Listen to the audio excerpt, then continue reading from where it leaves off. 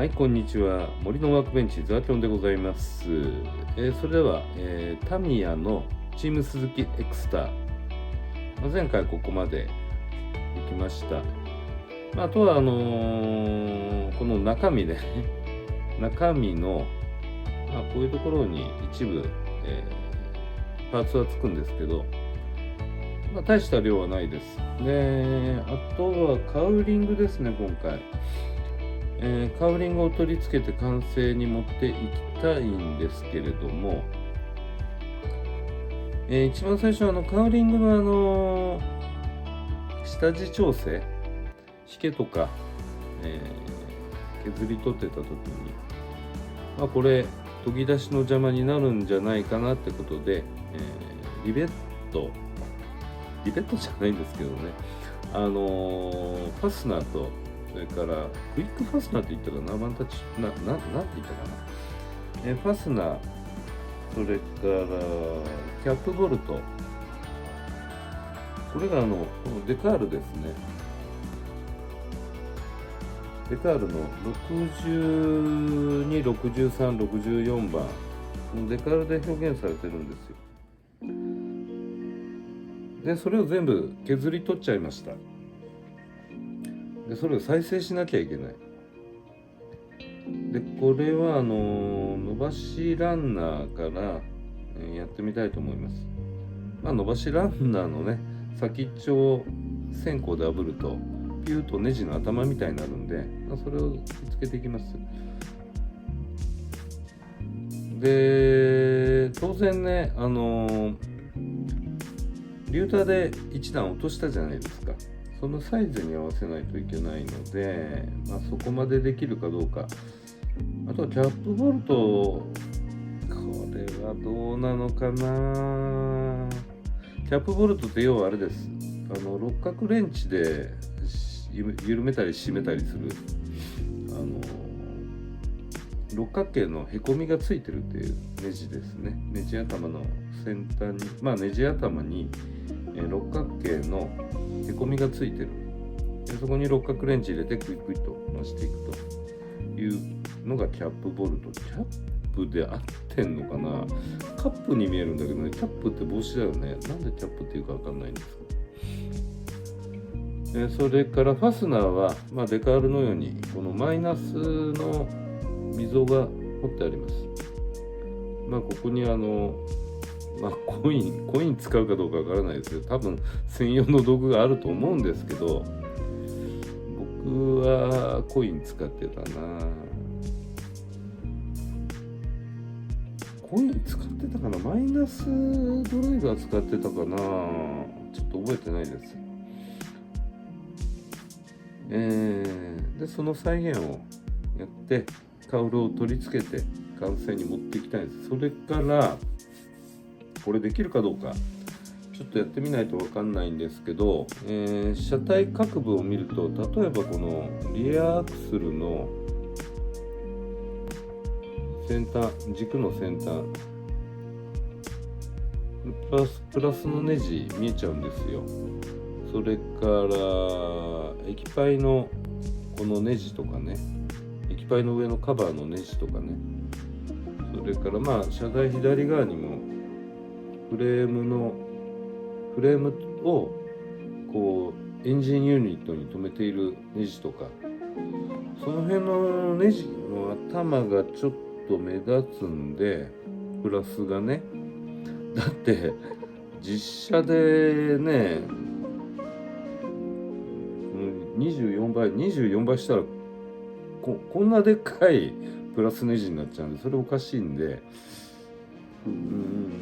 六角ボルトのそのカバーみたいな隠し蓋みたいな、このキットにもね、隠し蓋ってあちこちあるんですけれども、隠し蓋ができるかどうかで、1個ね、例のウェーブの六角棒から作ってみたんですよ。ちょっとこれカメラ切り替えるね。これですね、六角ネジを違う違う、六角棒を切り出して、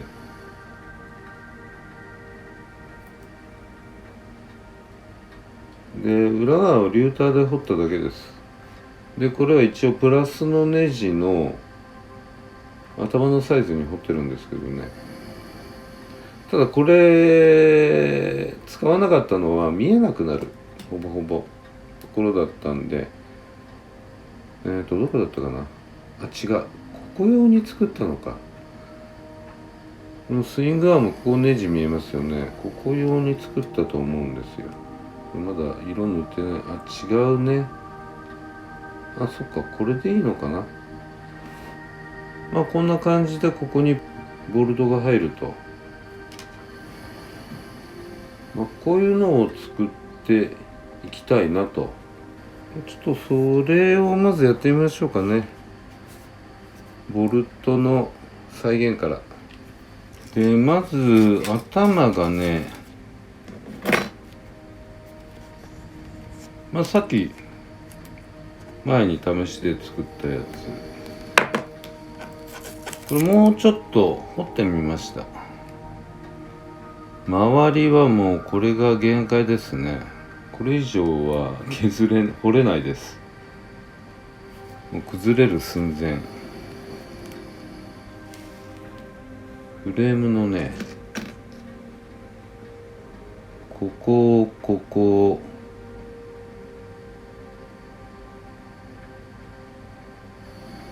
これはちょっと頭大きいんですよ。ここもか。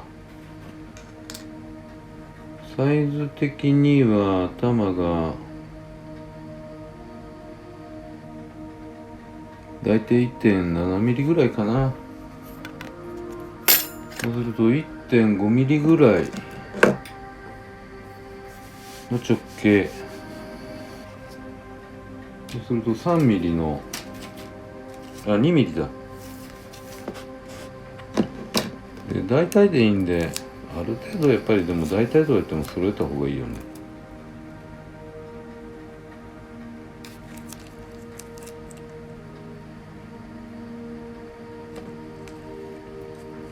頭 1.2 ミリぐらいかな。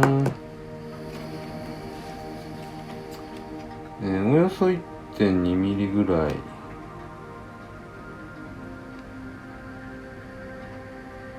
1ミリぐらいかな、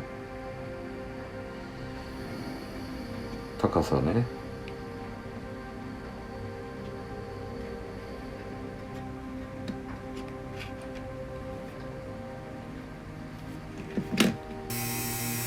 こうある程度掘っちゃって周りの壁を削ってこう穴を広げるような感じで、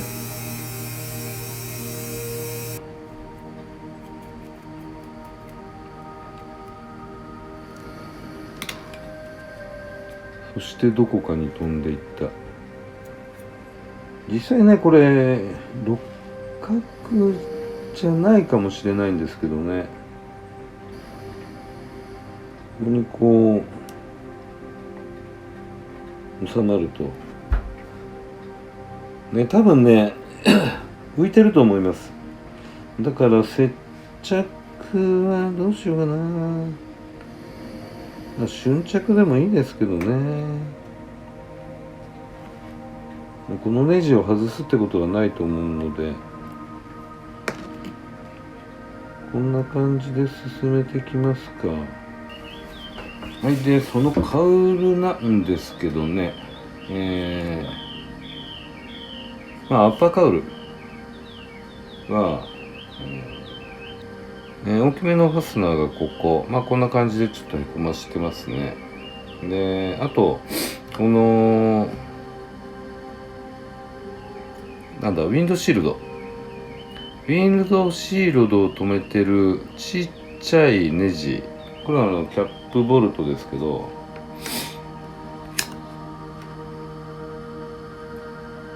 ボルトとファスナーですね。だいたい 0.3 ミリぐらいの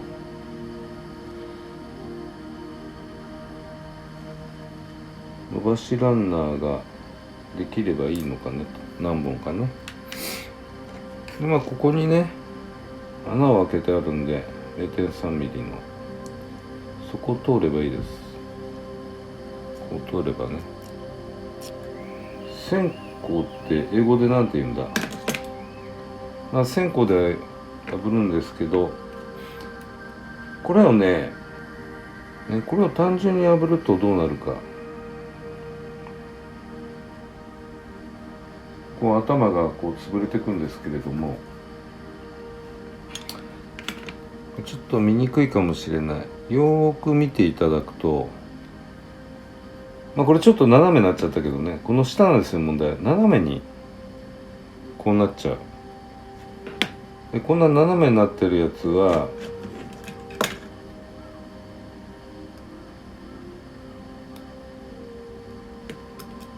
例えばこいつをねここに入れたとしても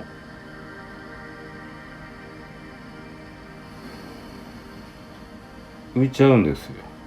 浮いちゃう。こんな感じでね。じゃあどうすればいいか。今ここにちっちゃな 0.3 ミリの穴を開けました。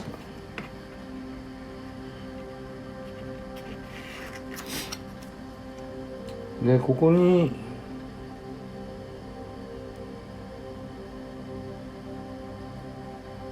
この伸ばしランナーを入れてやって、だいたいそうですね2ミリぐらい頭を出した状態でこんなもんかな。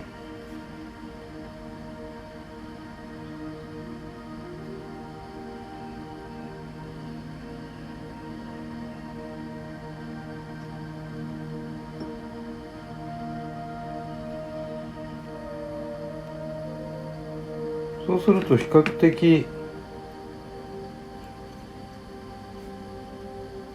裏側が平たくなるんですよ。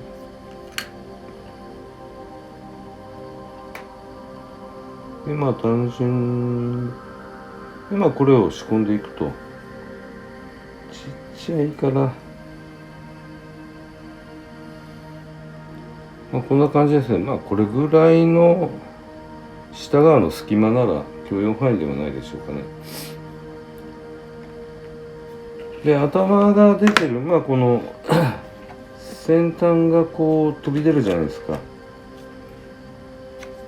その長さを調整することによってネジ頭の直径の微調整ができないかなと思って、今1ミリちょっとどうだろうな、1.3 ミリぐらいかな。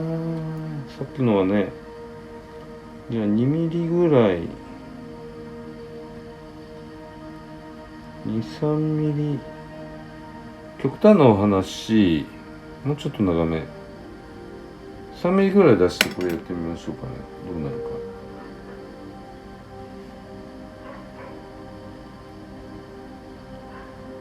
均等に潰したいんで、ただある程度いくまでしかできないですね。この大きさが限界。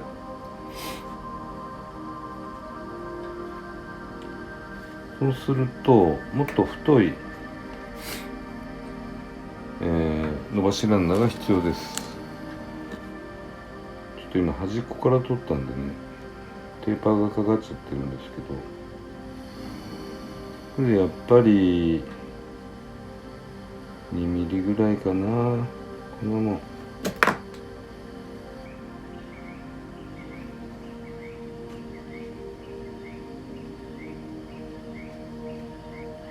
なんですかね。この頭にマイナスの線を軽く筋彫ってやればいいと思います。ナイフでこう広げるような感じでね。でさっきのここ今くっつけたじゃないですか。くっつけてないけども、ちっちゃい方のボルト、一応てっぺんがね、丸くへこんでるんで、丸くというか六角形にへこんでるんで、それをやるかどうかですよね。ちょっとピンバイスでこういう感じで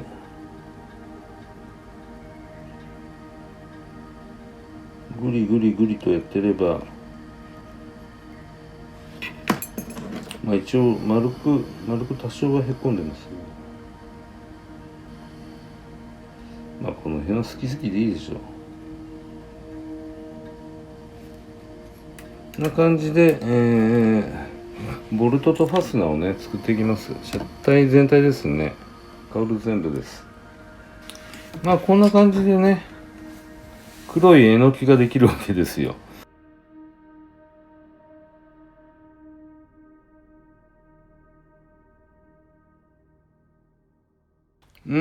ここまでで結構時間かかっちゃったと思うんで、完成は次回。今回はこのリベットの再生で締めさせていただきます。それではまた。